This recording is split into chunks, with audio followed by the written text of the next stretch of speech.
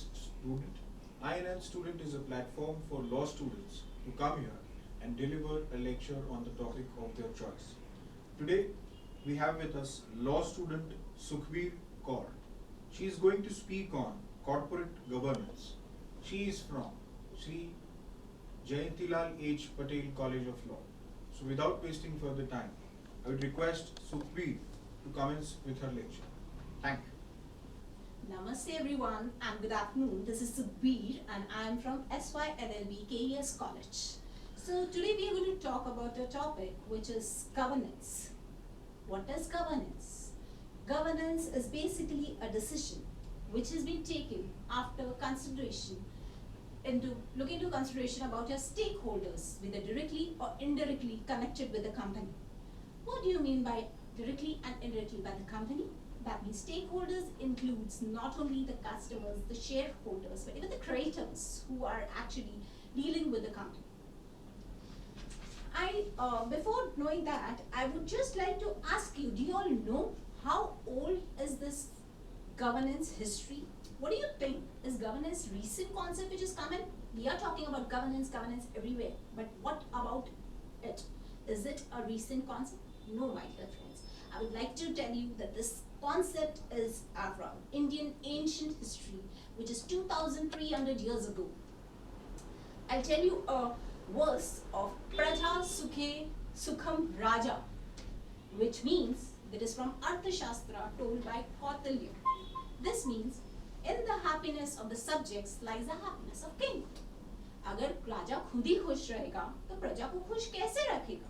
So it's for the welfare of the community, it's the welfare of the people that the Raja has to look after. Not only in Arthashastra, there are many other things which we have, Upanishads to Vedas. If you see our ancient history in Ramayana, in Bhagavad Gita. So the roots of corporate governance in India runs deep, tracing back in the ancient time. In Ramayana, if you see Lord Rama, he is the best example of as a king. And the way he has actually looked after his paradigm.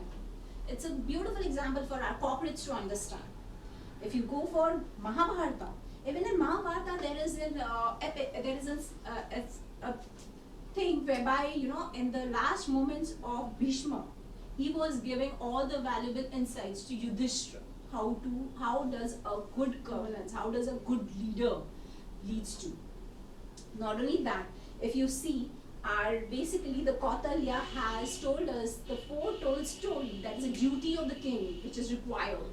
That is by the way of, if you talk about it, it is like Raksha Raksha, where he is saying that the benefit, that the well-being of the society, well-being of my members, well-being of my council is the responsibility of the king. If you go for the other one, it's Vriddhi Vriddhi, whereby it means that it continues, you look after the growth and the prosperity of the community, of the society, of my people at large, and not only about the king. If you go for Palna, that means all the rules and regulations are there to be followed. There's so many rules which are kept, so we have to follow it and not to just ignore it. And it should be as per the law which our land has. Yokshama, then again it comes to the contribution as a corporate social responsibility which a company or which a king has towards his kingdom and the company has towards the society at large. What are we doing for the society? If we are a corporate, a big giant, what are we doing for the society? That also matters a lot these days. Now you must be wondering, why am I talking about king and their kingdom and councils? But if you relate it, that time it was king, but now it's board of directors which are at the place of king. If you talk about the council, now we talk about the stakeholders, shareholders, I'm talking about customers, I'm talking about the clients, the creators. So as a company, what is the role of board of directors? It's the same what the king used to do earlier, the same we're expecting from board of directors. So it's nothing a new concept that has come into the picture today. It's going on from years and years ago. 2,300 is a big time, guys, to understand that it's there in the roots of India. We don't have to learn this concept. It's from Dharma that we're getting, that how to follow it, what is our duty towards the society, or toward, if you're at a big, as a company, if you're here, then what is our duty to towards our society or towards our community, towards our people who are working under us. Now, I would like to further explain that the governance also have benefits as well as challenges towards it. So let's discuss about the benefit, why it is required so much. If you would see, first thing, it is for the benefit of people at large. Only having a bunch full of people, all the facilities won't work. So it should be divided equally among all. If you talk about lesser spare also in administration, how does this work? That was also the same thing. Why didn't that thing work, a police state? Because they was just concentrating in few hands. But now what is happening? We have come to a welfare state, whereby it is given to everybody the benefit, right? So the same thing goes for corporate governance also. The company, the MDs, the directors, board of directors are not only supposed to look after their interests, they are supposed to look after the interest of the company for the benefit of the people around them. If you again see, why? Because there should be a transparency between the company and the people. If you don't know what is going on in the company, then how would you actually trust them or be in touch with them? For example, even if we go to college admissions, don't we see what kind of college it is, what kind of prospects do they serve, and what is the feedback that we are getting from the third person? We do, right? That's a basic check that we do. If they don't have that transparency, what are they doing? Just a name is there. Nobody is going to go to that college or any other institute in that matter. So it's very important to have that transparency. It also helps a company to establish not only in India but on an international level as well. So it's national and international level of your prosperity. Depends on the same. So what happened in the case of Tatas? If you see, if you talk about Tatas, you have so much of respect for them. Why? Because this is the case. They are following all the four told stories, the king of the duty, which has been told by Patel and Arthashastra. But if you talk about Vijay Mallya, you'll be saying, no guys, we are not going to invest in him. But Tata, you can just buy blindfold and you can trust on Tatas.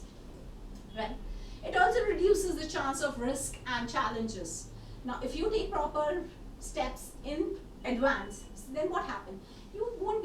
It's not that you won't be getting any challenges or risk. There are risks, there are challenges, but it is you're prepared for that. It's not like, if you remember, we got a call all of a sudden in Satyam case, Satyam scam.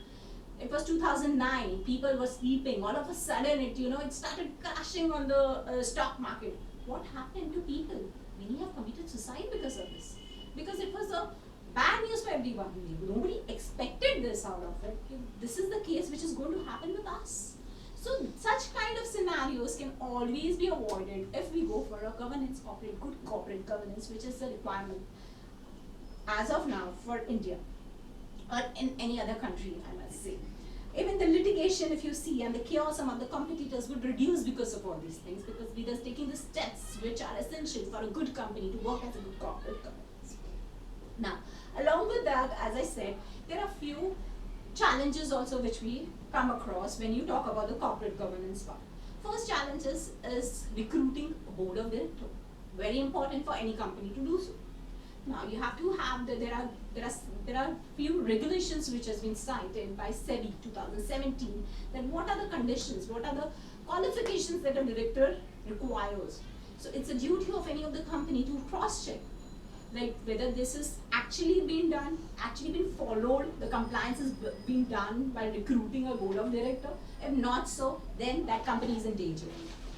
Second, you should also have independent directors. What do you mean by independent directors out here?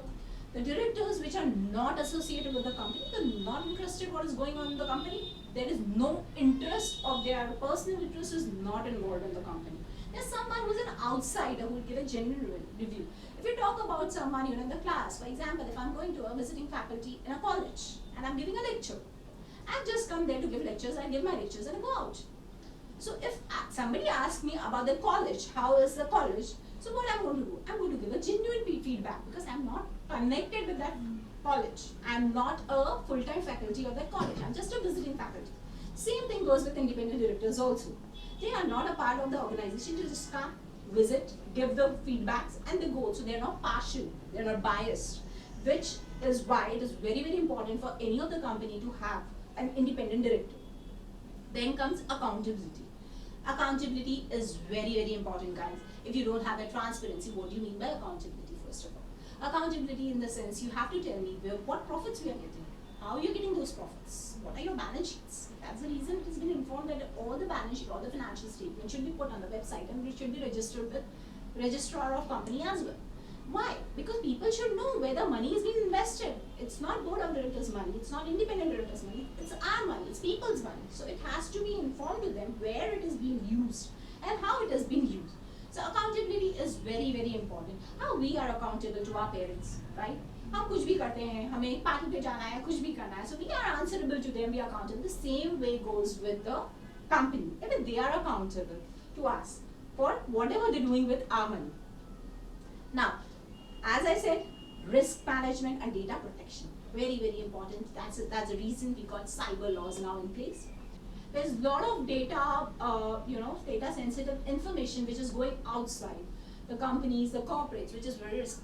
Whether it's related to insider trading also.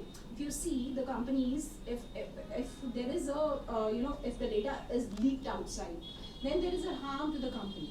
It's not safe for the company. That's the reason we have come up with a lot of cyber security acts, because a lot of hacking is going on in the companies. So what we can do is, this can be easily, I don't say that it can be stopped completely, but yes, we can actually try to avoid it by having some policies in place, which is very, very important. Then fraud and scams, as I said earlier, there are many other companies as well which has committed a lot of frauds and scams. One case was Satyam, but what about others? There are many. The Yes Bank, ICICI. If you remember, there was a case of National Stock Exchange, yes, whereby MD Chitra Ramakrishna scam, which was in 2022. So what happened out here? NSE doing a scam. So the thing is, these all things happen because of not a very good governance or being followed by the company. The companies are supposed to follow good governance, basically not because for them, but for as a people, for the people, for the community, for the for the trust of the people. If you're progressing, it should always be that we are progressing along with lifting others. That's our duty, and not to put them down and just go ahead, go up. So I would just like to conclude out here that corporate governance is not a rocket science. It's just basic dharma, the duty which we have, transparency, ethics, which is very, very important for us to learn. And we being an Indian, I don't think so ethics is a problem with us. We all know about ethics, and we have been reading this from the time we are born. So it's for other, I say that it must be internationally that they would like to learn about it. But for us, it's a topic which is like, which is taught to us from childhood. So we should follow it, and we should lend a example for the other countries that India is the best, and we are best at corporate governance. Thank you so much. Sukhbir, thank you very much, and I'm really happy that you have connected the present good governance of corporate, and you have referred to Ramayana, you have referred to Mahabharata, because the chapter 18 of Mahabharata is nothing but how to govern your kingdom. That specifically, the chapter is for that only. So thank you very much, and this is a small token from Hammurabi to you. Thank you so much.